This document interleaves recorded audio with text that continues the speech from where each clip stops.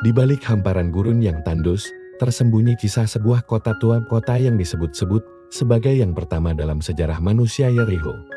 Dari tembok-tembok raksasa yang pernah roboh hingga jejak peradaban ribuan tahun silam, semua menyimpan cerita luar biasa. Bersama saya, Mas Gito, kita akan menelusuri misteri, sejarah, dan keajaiban kota Yericho. Siapkah kamu membuka tabir waktu bersama saya? Let us go!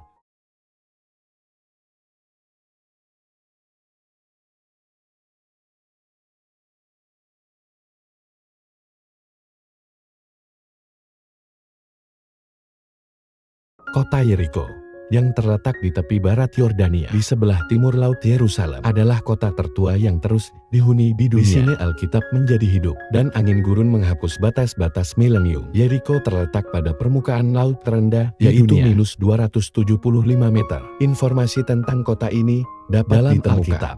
Di Yericho Anda dapat melihat reruntuhan pemukiman lama yang dibangun lebih dari 10.000 tahun yang menjadi bukti sejarah kuno kota ini. Hanya berjarak 7 km dari kota ini, terdapat sungai di mana para peziarah Kristen mandi. Namun apa sejarah kota Yericho? Bagaimana asal-usulnya? Bagaimana kota ini berkembang hingga akhir zaman? Yang menjadi alasan keberadaannya yang menyedihkan. Sangat sulit bagi umat manusia untuk membuat baik yang kecil maupun yang besar. Iklim yang tidak mendukung dan perubahan memaksa perwakilan Homo sapiens untuk terus berkeliaran dari satu tempat ke tempat lain mencari makanan. Jika mereka beruntung, orang-orang pemburu atau disebut Natufia tetap mendirikan pemukiman permanen. Salah satu kenyataan yang paling mengejutkan meskipun adalah telah berlalu milenium, kota ini terus ada di tempat yang sama. Daerah ini kaya akan tanah aluvia yang membuat para pemburu yang berkeliaran dan membangun pemukiman. Ini merupakan kontras dengan cara hidup nomad yang menjadi ciri khas mereka. Saat mereka mulai terlibat dalam peternakan, mereka menggunakan alat seperti tromel dan palu, serta membangun lumbung untuk berfungsi sebagai tempat penyimpanan. Natufia adalah transisi dari mengandalkan alam melalui berburu dan meramu menjadi produksi secara independen. Berkat kondisi iklim yang membaik, orang-orang menemukan pertanian dan cara untuk memastikan ketahanan mereka sendiri. Di sini penting untuk membuka tanda dan mencatat bahwa usia banyak kota terutama yang jauh sebelum dimulainya sejarah manusia adalah pertanyaan yang sangat diperdebatkan. Satu-satunya jawabannya terutama pada arkeologi. Dalam beberapa tahun terakhir, semakin banyak kota kuno telah ditemukan. Namun kembali ke Yericho, para arkeolog telah mengungkap 23 dari peradaban kuno. Di situs tersebut, lapisan tertua berasal dari 10 milenium sebelum Masehi. Tempat tinggal Neolitikum dari permukiman terdiri dari bangunan kecil yang terbuat dari batu bata adobe yang merupakan ciri khas budaya Natufia. Bangunan ini memiliki diameter sekitar 5 hingga milenium ke-8 sebelum Masehi tersebut berkembang menjadi 70 dan diasumsikan bahwa jumlah mencapai maksimum atau 3.000 sementara jumlah minimum yang diterima oleh para ilmuwan 300 orang.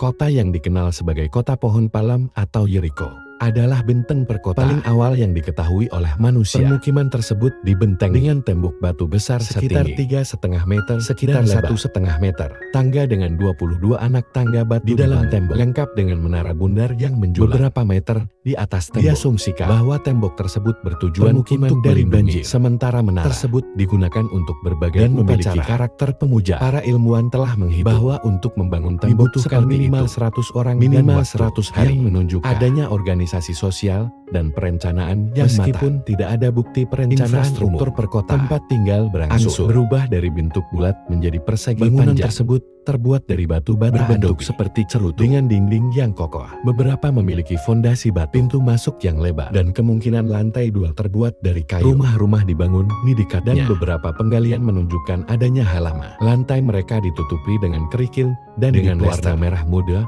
atau oranye. Dindingnya juga diplester dan memiliki alas merah yang beberapa bahkan dihiasi dengan bentuk geometris. Yericho adalah kota dengan nasib yang sulit. Sulit untuk menghitung semua episode ketika kota ini hingga rata dengan tanah dan dibangun kembali. Banyak orang skeptis menyangkal Alkitab dan kita tidak akan berbicara tentang suci itu asli atau tidak. Kita hanya akan memperhatikan peristiwa yang terjadi sebelum di era baru terungkap selama penggalian dan juga dijelaskan dalam Alkitab dengan sangat terperinci. Fakta bahwa Yericho disebutkan dalam teks perjanjian meramalkan sejarah studinya. Hal yang menarik adalah untuk waktu yang tidak ada yang tertarik pada lokasi geografis yang di dalam bagian tertua dari Alkitab Kristen. Keberadaan tempat tersebut dianggap biasa dan tidak ada yang menjelajahi situs Alkitab Alkitabiah ini. Situs tersebut baru menarik perhatian para pada pertengahan abad ke-19.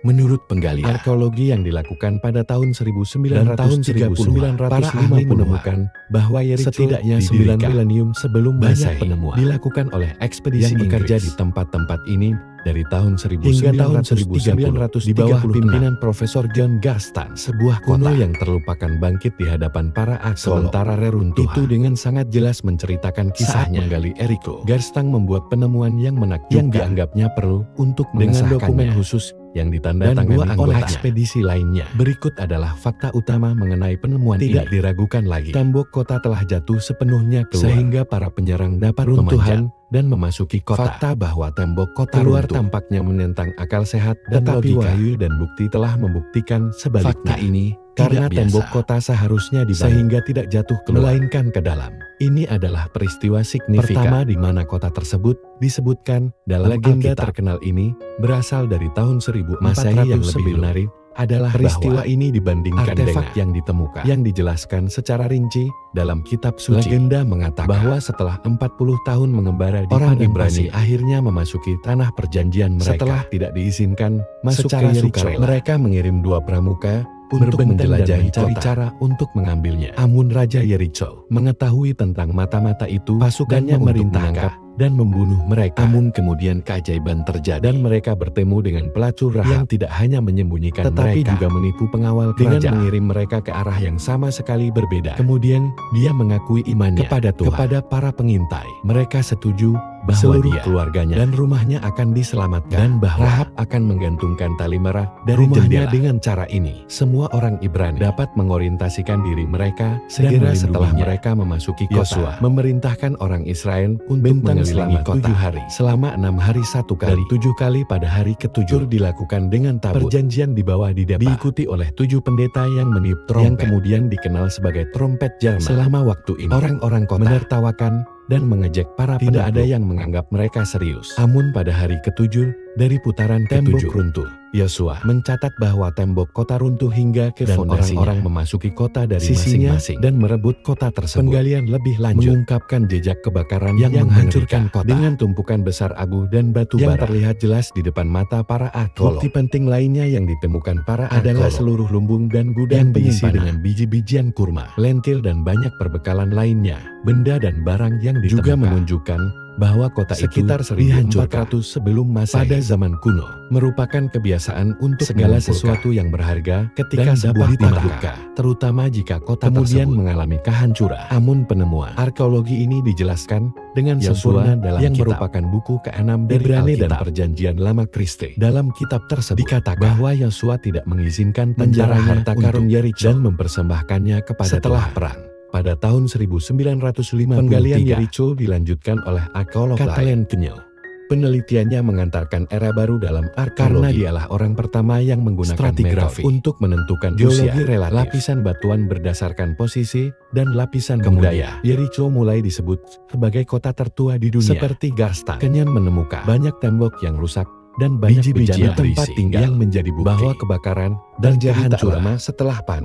Banyak detail deskripsi Jericho dalam kitab Yosua, termasuk yang tentang bangunan yang melekat pada bagian utara tembok memang dikonfirmasi oleh penggalian arkeologi. Menjadi jelas bahwa catatan berasal dari kata-kata seorang saksi setelah kehancurannya. Jericho jarang atau tidak berpenghuni hingga ketika pada abad ke-7 sebelum Masehi kehidupan dimulai lagi. Lapisan yang digali menunjukkan tahap ini berlangsung hingga 586 sebelum Masehi bangsa Ibrani ke Babilonia. Setelah itu, kota kuno itu ditinggalkan. Pada tahun 538, penguasa Persia Cyrus II yang agung membangun kembali kota itu sekitar 2 km di tenggara situs bersejarah Sultan Mo yang juga dikenal sebagai Tel Jericho kembali orang Ibrani Babilonia. Di saat ini kota itu dihuni oleh 23.321 dari orang. Jumlah tersebut 51% adalah laki-laki dan 49% adalah 49,2% dari populasi berusia di bawah 21 tahun. Peran khusus dalam agama Kristen. Monumen dari zaman Alkitab telah dilestarikan di perairan mata air Nabi Elisa yang dijelaskan dalam Alkitab menjadi salah satu contoh. Penduduk kota itu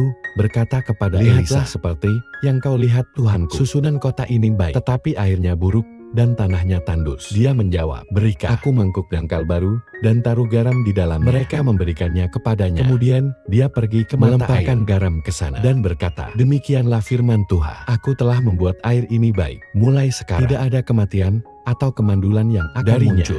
Gunung godaan yang menjulang tinggi di atas Yeriko mengingatkan kita pada 40 hari Yesus Kristus oleh iblis dengan memperlihatkan kepadanya semua kerajaan dunia dalam kemegahannya. Lalu ia berkata kepadanya, semua itu akan kuberikan kepadamu jika engkau sujud menyembah aku.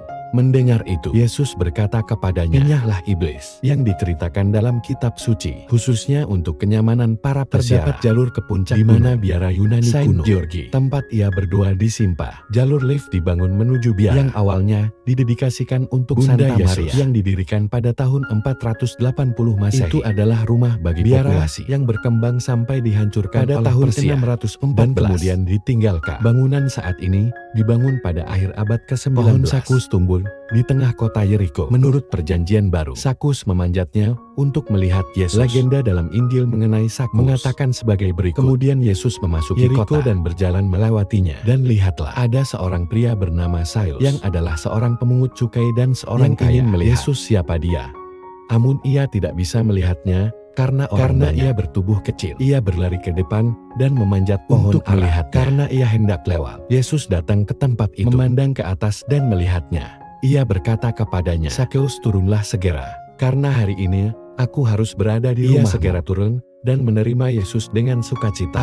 Semua orang ketika melihat ini mengerutu kamu dan berkata pada orang yang salah. Saulus berdiri dan berkata kepada Tuhan, lihatlah, setengah dari harta milikku Tuhan aku berikan kepada orang miskin. Dan jika aku telah sesuatu yang tidak adil dari seseorang, akan membayar 4 kali lipat. Kemudian Yesus berkata tentang dia, hari ini keselamatan telah datang ke rumah karena orang ini juga adalah anak Abraham. Anak manusia datang untuk mencari dan menyelamatkan yang hilang. Tuhan Yeriko terletak di sebelah barat pusat Yeriko modern. Lebih banyak sejarah artefak kuno telah dikumpulkan di situs Meskipun ada kontroversi di antara mengenai penerimaan bukti peristiwa yang diceritakan dalam Injil, namun para ilmuwan sepakat bahwa Yeriko adalah pemukiman tertua yang telah ada selama lebih dari 10 milenium. Yeriko, kota yang kaya akan sejarah dan kisah mengajar kita untuk perjalanan iman dan transformasi. Dari pertemuan Yesus dengan Zakheus hingga keajaiban Nabi Elisa, setiap cerita di tempat ini memiliki makna yang paling mengesankan. Bagi Anda dari kisah-kisah ini, tulis di kolom komentar.